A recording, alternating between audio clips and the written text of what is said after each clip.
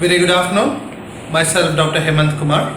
I'm working on coronavirus from past 12 years and their different types of viruses belonging to the coronavirus family.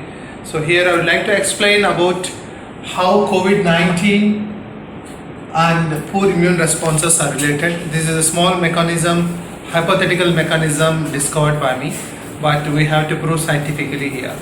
So gene ontology studies of COVID-19 had shown the 3CL-Pro, the main protease protein of COVID-19 has got the ISG15 inhibition activity, which is indirectly inhibits the interferon production, type 1 interferon production. So here I would like to explain how the gene ontology mechanism will help us to guide to understand how the poor immune responses are happening in most of the patients. Here let me explain you. So this is the coronavirus.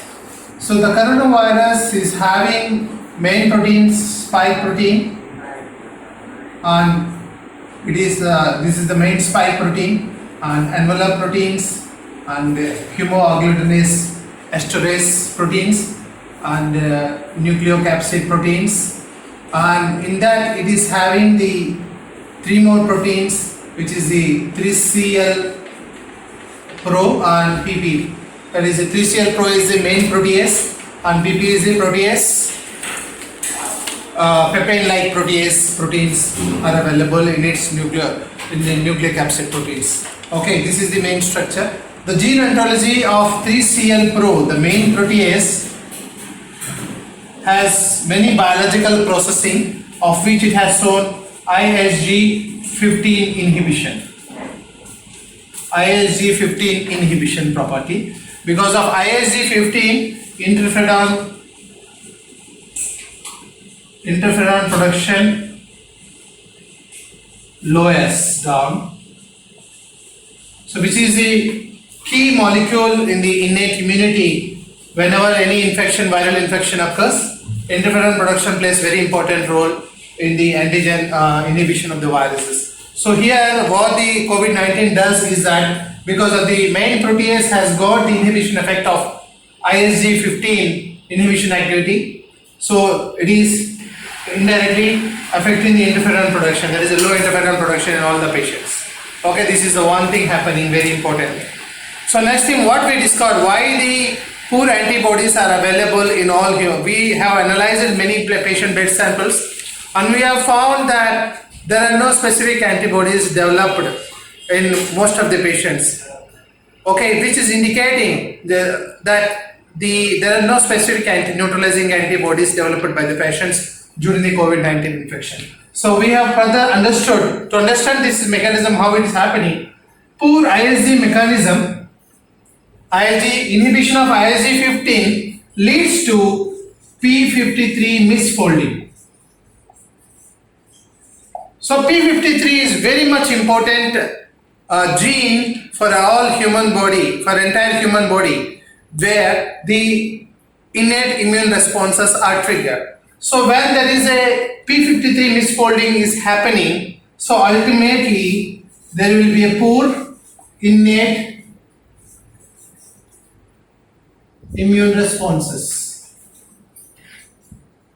So ISG15 inhibition leading to P53 misfolding, which is leading to poor innate immune responses in most of the patients. So this is what we have discovered. This is a very new thing happening. So when there is a misfolding P53, there will be severe cytokine production.